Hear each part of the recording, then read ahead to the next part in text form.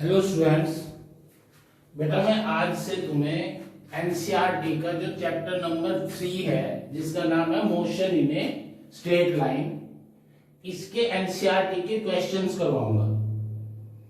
हाँ, ये बात जरूर है कि भाई जब मैंने काइनेमेटिक्स शुरू की तो ये सारे हो चुके हैं एक एक बार। अब ये जो इसका फर्स्ट क्वेश्चन है इसका मीनिंग ये है जो आपने पहले करवाया था मैंने कि भाई किसी ऑब्जेक्ट को पॉइंट ऑब्जेक्ट कब बोलेंगे।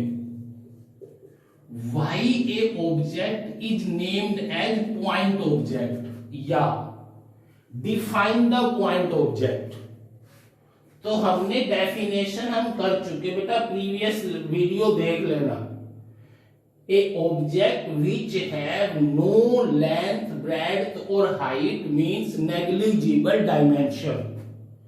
A object which have negligible dimension will be named as, will be called point object. खत्म डेफिनेशन। उसके बाद एक पॉइंट ये लगा देंगे कि big object, a big object can be treated as a point object if distance traveled by the object is very large as compared to its size। मैं ये इसलिए नहीं लिखवा रहा तुम्हें कि भाई ये मैं पहले प्रीवियस वीडियो में एक्सप्लेन कर चुका हूं। A object which have negligible length, breadth, height या negligible dimension will be named as, will be called as point object. A big object can be treated as a point object if distance traveled by the object is very large as compared to its size। उस time मैंने ये भी बताया था कि when we consider the motion of earth around sun then we can treat earth as a point object। दूसरी बात, when a train of length 1 kilometer, when a train of length 1 kilometer cover a distance of 100 kilometer, then train of length 1 kilometer can be treated as a point object। बस अब इन questions पे आओ। Question first का पहला part है, railway carriage moving without jerk between two station can be treated as a point object. आप लिख दोगे because size of carriage is very very small as compare to क्या, distance between two station as compared to distance between two stations।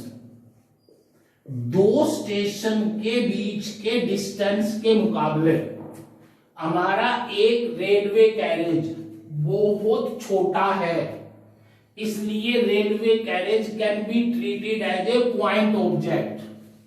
अब दूसरी बात देखो, by chance अगर train खड़ी है या इन दोनों कैरेज के बीच में आपस में कोई झटका लग जाए तो थोड़ा ही डिस्टेंस चलेगा ना इसके मुकाबले, तो जर्क लग जाए, उस केस में हम इस कैरेज को पॉइंट ऑब्जेक्ट नहीं मानेंगे, क्योंकि जर्क तो बेटा वहीं का वहीं होगा ना, थोड़े से डिस्टेंस का होगा। इसलिए ए पार्ट तो हो गया कि railway carriage moving without jerk between two station can be treated as a point object because size of carriage is very very small as compare to the distance between two station. दूसरी बात, monkey sitting on the top of a man cycling smoothly on a circular track। कोई बंदर किसी आदमी के कंधे पे बैठा है और वो आदमी सर्कल में घूम रहा है, उसको कंधे पे बैठा के, तो क्या होगा? आप ये कहोगे कि can be treated as a point object, मतलब monkey can be treated as a point object if radius of circle is very large, अगर सर्कल का रेडियस बहुत बड़ा है फिर तो वो मंकी पॉइंट ऑब्जेक्ट है। मैंने आपको ये भी बता दिया अर्थ को भी पॉइंट ऑब्जेक्ट कंसीडर कर लेंगे अगर सन के अबाउट मोशन स्टडी करें तो। इसलिए monkey seated on the top of a man cycling smoothly on a circular track can be treated as a point object if radius of circle is very large and if radius of circle is small,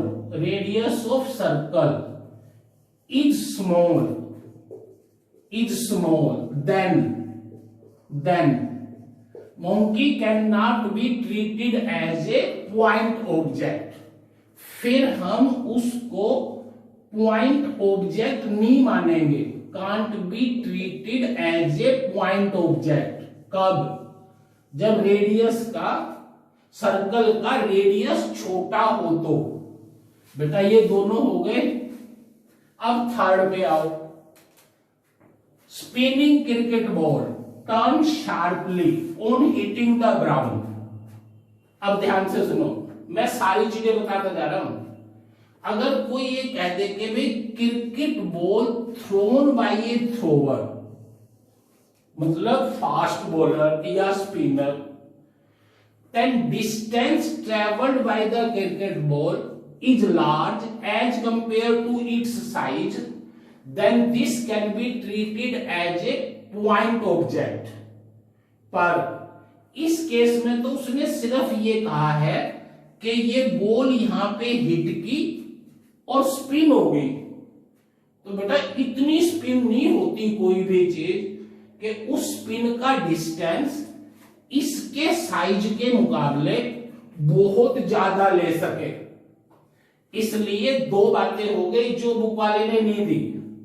अगर मैं आपको ये कह दूं कि भाई what is can we treat the cricket ball as a point object if it thrown by a fast bowler, तो कह दोगे कि हाँ पॉइंट ऑब्जेक्ट है भाई डिस्टेंस के हिसाब से। पर अगर स्पिनिंग बॉल का टर्न शार्पली वहीं का वहीं, तो सिर्फ जो टर्न है ना उसके मुकाबले हम इस बॉल को देख रहे हैं कि ये पॉइंट है या नहीं है। इसलिए हम कह देंगे spinning ball turn sharply on hitting the ground can't be treated as a point object because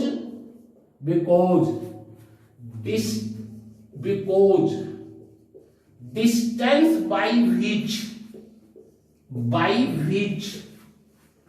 ball is spun is very small, is not very large। एक ही बात है, is not very large as compared to its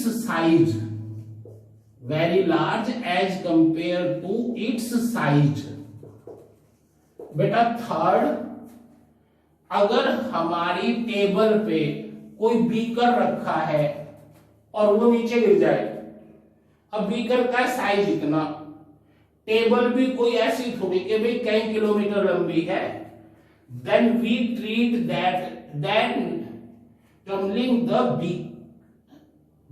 beaker that has spin edge of a table can't be considered as a point object। बस can't be considered as a point object because distance traveled by the beaker is not very large as compare to the size of the vehicle. बेटा अब second, हाँ बेटा ये जो second question है इसकी statement आप बुक में से पढ़ोगे खुद। इस सेकंड क्वेश्चन की स्टेटमेंट बुक में से पढ़नी है। मैंने ये डायग्राम बनाया है, उसकी स्टेटमेंट में ये कहा हुआ है कि भाई दो आदमी अपने ऑफिस से, जिनका सेम ऑफिस है, अपने घर के लिए चले, ए एंड बी।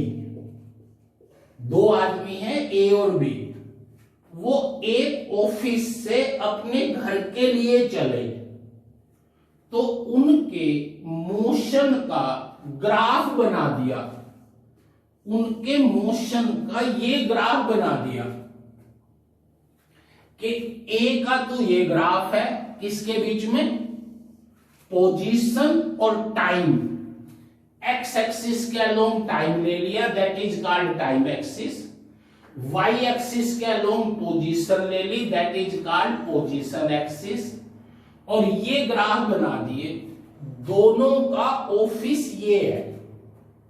अब पहली चीज तो ये कि जब ये दोनों ऑफिस से चले, एक का ग्राफ ये, एक का ग्राफ ये, तो यहां से साफ पता चल रहा है कि भाई A starts moving earlier then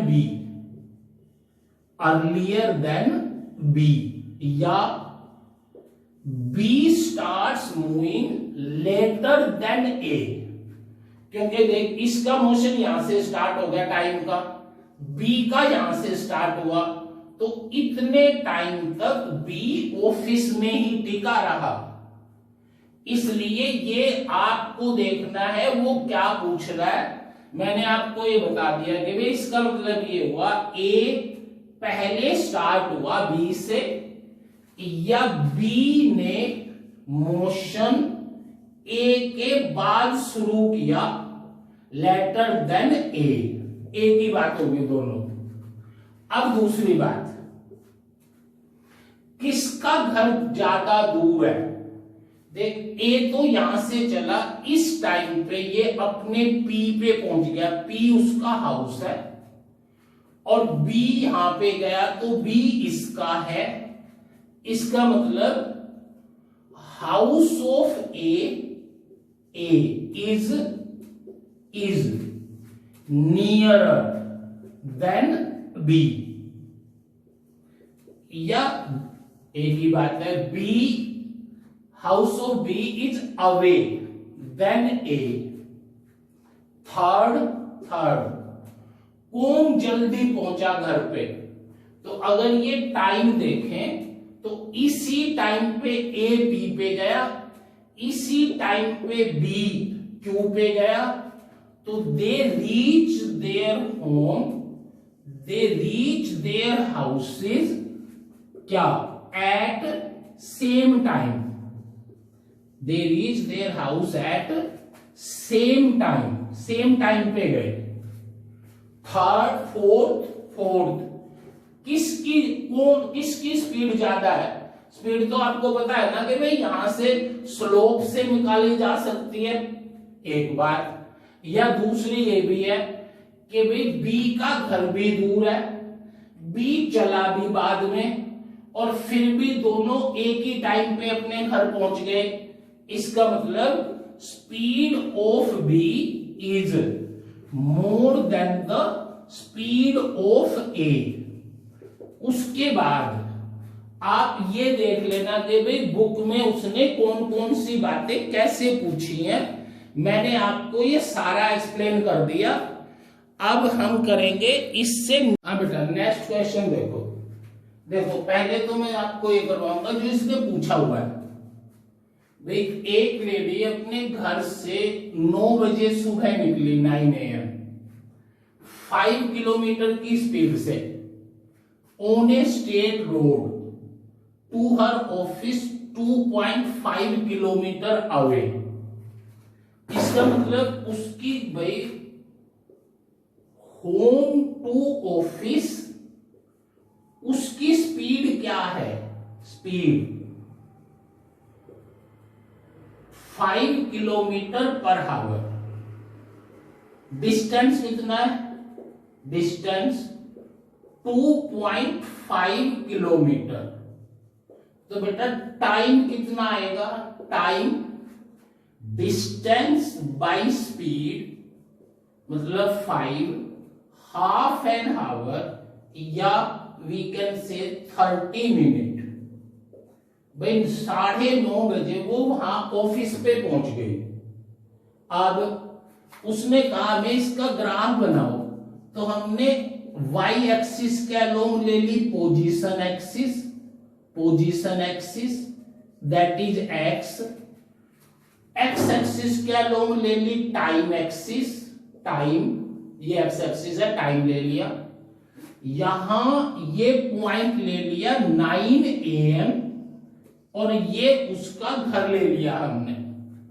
अब बेटा यहां से 9:30, अरे अपनी मर्जी, यहां पे लिख दो 9:30 AM और ये डिस्टेंस ले लिया उसके घर से 2.5 किलोमीटर। ये ग्राफ आ गया। अब दूसरी बात ध्यान से देखो, अगर आप जो उसने नहीं पूछा वो भी चीज देखते जाओ ना। अगर आप इसका स्लोप निकालो, स्लोप, तो स्पीड आनी चाहिए ना। अरे टेंजेंट थीटा स्लोप है तो स्पीड आनी चाहिए। अब ये 2.5 और ये हाफ एन आवर मतलब 30 मिनट, इनको डिवाइड करोगे तो टेंजेंट थीटा 5 ही तो मिलेगा। एक और बात पता चल गई कि हमेशा x और t का स्लोप हमें स्पीड देता है, अगर डिस्प्लेसमेंट है तो वेलोसिटी देता है। अब उसके बाद जब ये 9:30 पे ऑफिस पहुंच गई, अब 5 बजे तक वो अपने ऑफिस रही। आप यहां से यहां तक यहां लिख दो कि भाई ये हो गया 5 PM, 5 PM। 9:30 तक यहां पे गए, ये 9:30 ले ली, फिर हमने ये यहां पे ऐसे करके ये 5 PM पे ले आए। अब जब बेटा तुम्हारा भी तो ये याद होता है, जब घर से स्कूल जाते हो तो स्पीड कुछ होती है और स्कूल से घर तो स्पीड अलग होती है। यही काम इसने कि वो अपने ऑफिस से जब वापस चली तो उसने एक ऑटो ले लिया जिसकी स्पीड 25 किलोमीटर पर आवर है। अब ऑफिस टू होम हमने स्पीड ली, स्पीड कितनी 25 किलोमीटर पर आवर, डिस्टेंस उतना ही, इसलिए टाइम कितना बना, टाइम 2.5 by 25 1/10 आवर मतलब 6 मिनट, 6 मिनट। तो हम यहां ये लगा देंगे 5.06 PM, 5.06 PM। और फिर इसको यहां से ये मतलब वापिस ऐसे यहां तक लाके यहां तक इसको मिला देंगे। अब देखो एक चीज तो ये इसकी स्पीड भी वैसे ही निकाल पाओगे। दूसरा ये कह देंगे कि जब तक वो ऑफिस में रही तो x और t में straight line I and this is the graph of motion, this is the graph of motion. मेरी बात समझ आ रही है ना, that is the graph of motion. बेटा ये थर्ड क्वेश्चन हो गया। फोर्थ क्वेश्चन के लिए आपको प्रीवियस लेक्चर देखना पड़ेगा, एक जो मैंने बहुत अच्छी तरह 3-4 क्वेश्चन करवाए थे कि भाई जब इतने स्टेप लेता है, इतने पीछे इतने आगे। अब नेक्स्ट क्वेश्चन करेंगे। हाँ बेटा, ये क्वेश्चन है आपका सेवंथ। थर्ड तक वो करवा दिए। फोर्थ क्वेश्चन प्रीवियस लेक्चर में देखना। फिफ्थ में आपको करवाऊंगा रिलेटिव वेलोसिटी के बाद। सिक्स्थ इजी है, जो आप इजीली कर पाओगे क्योंकि बहुत सारे न्यूमेरिकल सिक्स्थ जैसे पहले कर चुके। अब इस क्वेश्चन पे आओ। उसने ये कहा कि भाई दो ट्रेन है ए और बी, ये पैरेलल ट्रैक है भाई, दो पैरेलल। एक ट्रैक पे ट्रेन ए है, एक पे बी है, direction with same direction, A ahead of B. ये ए है यहां पे, ए इसकी लंबाई 400, ये बी है, इसकी लंबाई भी 400 मीटर। इनके बीच में डिस्टेंस कितना है ये निकालना है, इनके बीच का डिस्टेंस। कब? जब उसने ये बता दिया कि इस बी ने ए को क्रॉस करने की कोशिश की। देख, दोनों की स्पीड सेम है, कितनी? 72 किलोमीटर पर आवर, दोनों की सेम स्पीड है। अब अगर ये दोनों इसी स्पीड से इन ट्रैक पे चलते रहें तो इनके बीच का ये डिस्टेंस नहीं चेंज होगा कभी भी, उतना ही रहेगा। अगर मैं इनके नाम रख दूं सी डी ई एफ, तो डी और ई के बीच का डिस्टेंस हमें निकालना है। अब बी ने डिसाइड किया ए से आगे निकलने की, उसने एक्सेलरेशन दे दिया 1 सेंटीमीटर पर सेकंड स्क्वायर, और वो 50 सेकंड में इससे आगे निकल गया, 50 में। अब बेटा देखो, दो तरीके हैं। पहले तो फर्स्ट मेथड देखो, फर्स्ट कि ये जो बी है, पहले तो दोनों की स्पीड कितनी? 72 किलोमीटर पर आवर। आप इसको मीटर पर सेकंड में कैसे बदलोगे?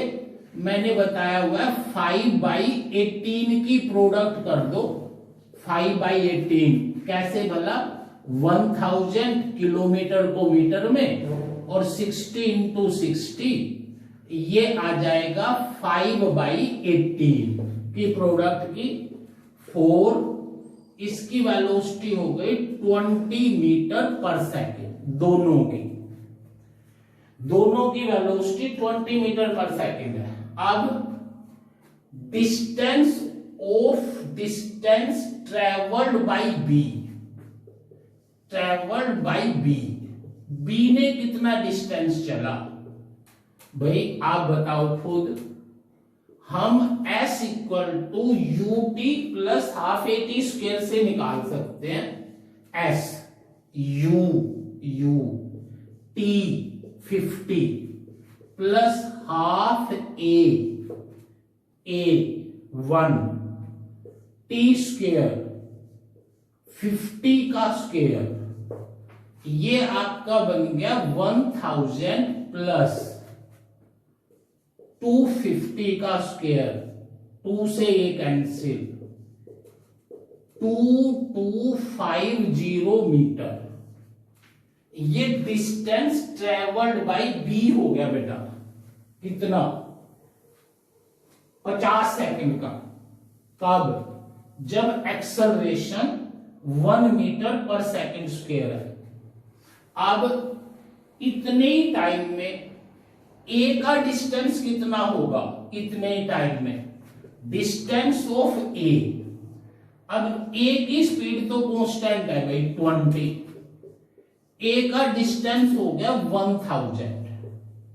अब दूसरी बात ध्यान से सुनना, इस बी ने इस 50 सेकंड में इसके बी के गार्ड ने, ये गार्ड है इसका, ये इसका ड्राइवर है, इसने इसके ड्राइवर को क्रॉस कर दिया। अगर आप पीछे एक वीडियो देखोगे तो मैंने उसमें आपको ये बताया था कि अगर कोई ट्रेन जिसकी लंबाई 200 मीटर है, उसकी स्पीड 10 मीटर पर सेकेंड, तो वो एक पोल को कितने टाइम में क्रॉस करेगी? एक पोल को जो है ऐसे वर्टिकल है, तो वो ट्रेन पूरी की पूरी अपनी लंबाई निकालेगी ना, अगर ट्रेन को पोल को क्रॉस करना है तो। और टाइम ले लिया था हमने इसका 20 सेकेंड। अब अगर ब्रिज दे दे और ट्रेन दे दे, देखना प्रीवियस, तो उसमें ब्रिज की लेंथ भी जोड़ देंगे। अब बेटा यहां इस बी का गार्ड अगर यहां पे जाएगा, तो इस बी का जो टोटल डिस्टेंस होगा, बी का टोटल डिस्टेंस वो कितना बनेगा? जो इतना है ये बी का टोटल डिस्टेंस, जो कितना आना चाहिए?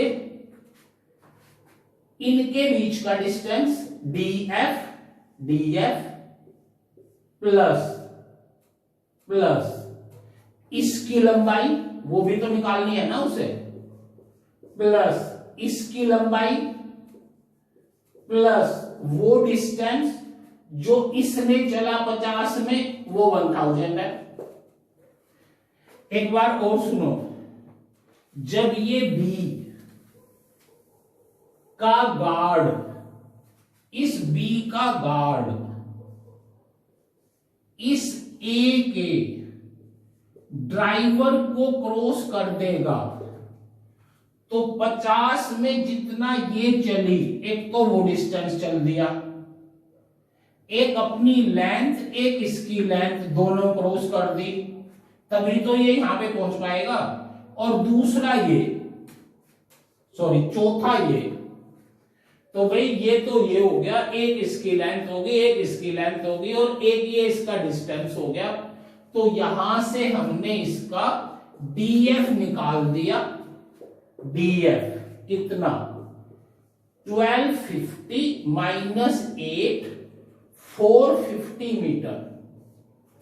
ये हमारे इस क्वेश्चन का आंसर हो गया। अब अगर मैं इसका आपको सेकंड मेथड करवाऊं, सेकंड मेथड, तो ध्यान से देखना, ये ए है, ए, इसकी लेंथ 400 मीटर, इसकी स्पीड 20 मीटर पर सेकंड, इसका नाम रख दिया ईएफ, ये दूसरी पटरी पे है बी, इसकी लेंथ भी इतनी, इसका नाम रख दिया सी डी, दोनों की स्पीड सेम है, तो हम इसकी स्पीड और इसकी स्पीड दोनों की एक दूसरे के मुकाबले 0 मान ले कि भाई इनिशियल रिलेटिव स्पीड, या छोड़ो, रिलेटिव स्पीड ऑफ बी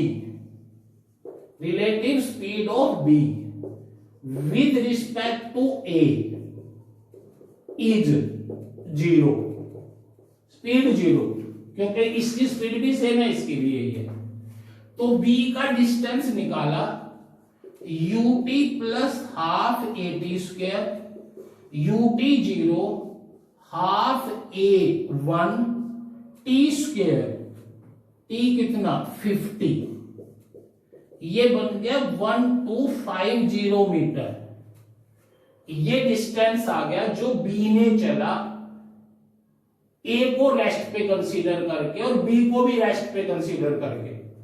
तो ये जो हमारा डिस्टेंस हुआ, ये हुआ डीई जो इसे क्रॉस करना है, प्लस 400 उसकी लेंथ, प्लस 400 उसकी लेंथ। तो आप यहां से भी निकाल सकते हो कि 1250 माइनस 800, 450 मीटर।